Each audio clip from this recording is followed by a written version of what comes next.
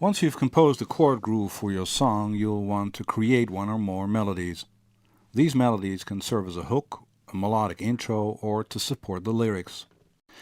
Other melodies you might want to compose can be horn lines or specific riffs and licks for a guitar player, piano player, or any other instrument. All these melodies have to take the background chords into account. You can't just write any melody and stick it on top of the harmony. Now, fortunately, you've already heard tens of thousands of hours worth of music, so your ear will be able to guide you into what works and what doesn't. If certain melody notes create tension, you'll be able to spot that and do something with it. But sometimes it's worthwhile to step back from the chords and analyze which options you have for the melody, which scales, which tension notes, and which types of effects could work. Sometimes you can underline a certain emotional effect you want a lyric to have, and you can do that by the melody. Sometimes you might want to do the opposite.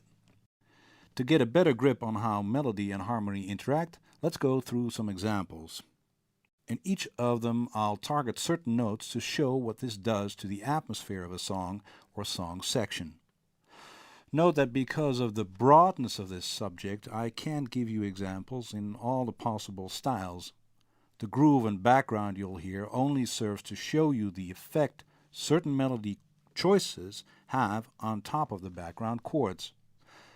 This effect will be heard in any style you play because it describes the feel or color or flavor or whatever you want to call it of the melody note in relationship to the chord it's played on.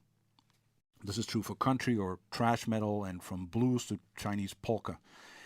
It's up to you to recognize these flavors and target them in your compositions. And don't forget that even in the simplest chord progressions, you don't have to stick to one approach.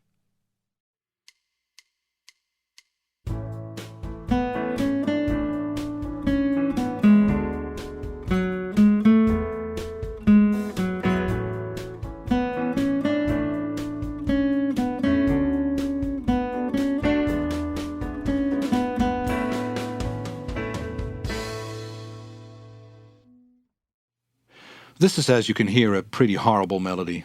The chord progression is clearly in A major, with the chords A major for 2 bars, D major, and E major, each 1 bar.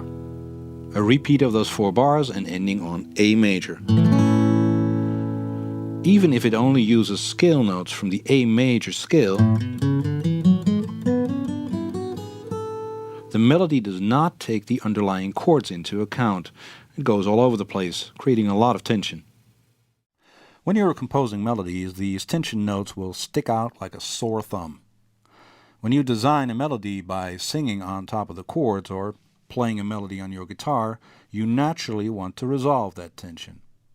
A good, solid, memorable melody creates and resolves tension. The unstable notes will want to resolve to stable notes. But because these melody notes now sit on top of a chord, stable and unstable are now related to the background chord, not the major scale by itself. Now, we talked about stable and unstable notes when we discussed creating melodies that stand by themselves. In those melody notes in a major scale, the 1, 3, and 5 of the scale are the most stable notes. The others, 2, 4, 6, and 7, will have an urge to resolve to one of these notes. With these notes, you can create open-ended melodies and closed melodies.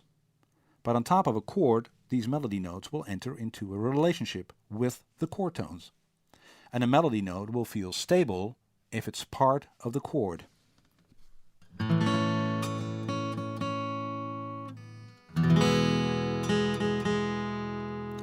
This is the most important reason why a melody note sounds grounded or has tension. If it's part of the background chord, it's stable. If it's not part of the chord, it'll have some tension. In this example, we're playing only major triads, an A, a D, and an E, with the 3 most stable notes in each chord, the root, the 5th, and the major 3rd in that order. Now, if I play or sing a melody note that is part of the otherwise correct A major scale, but that's not part of the chord, it'll have some tension. It will want to resolve to a chord tone. Now, this is a great way to propel a melody forward, But as we've just heard, if you linger too long on these melody notes, they tend to feel light, unsatisfied, full of tension.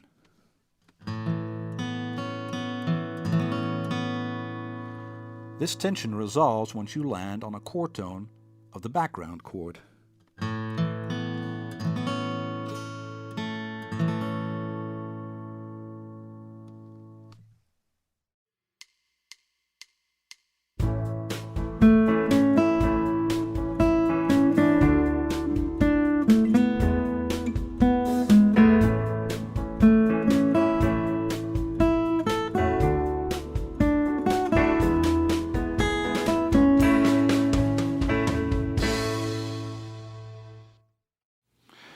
Nothing wrong with this melody. It takes all its notes out of the A major scale, and on each background chord A, D, and E, it only targets chord tones. If you only play chord tones like in this example, the melody becomes pretty boring though. Out of the 7 possible notes from the A major scale, 1, 2, 3, 4, 5, 6, 7, you're only using 3 on each individual chord.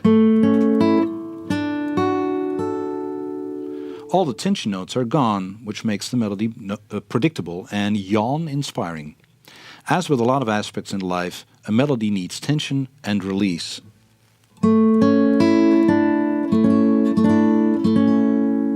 As a composer, you need to come up with melodies that have this aspect. So, chord tones in a melody are strong.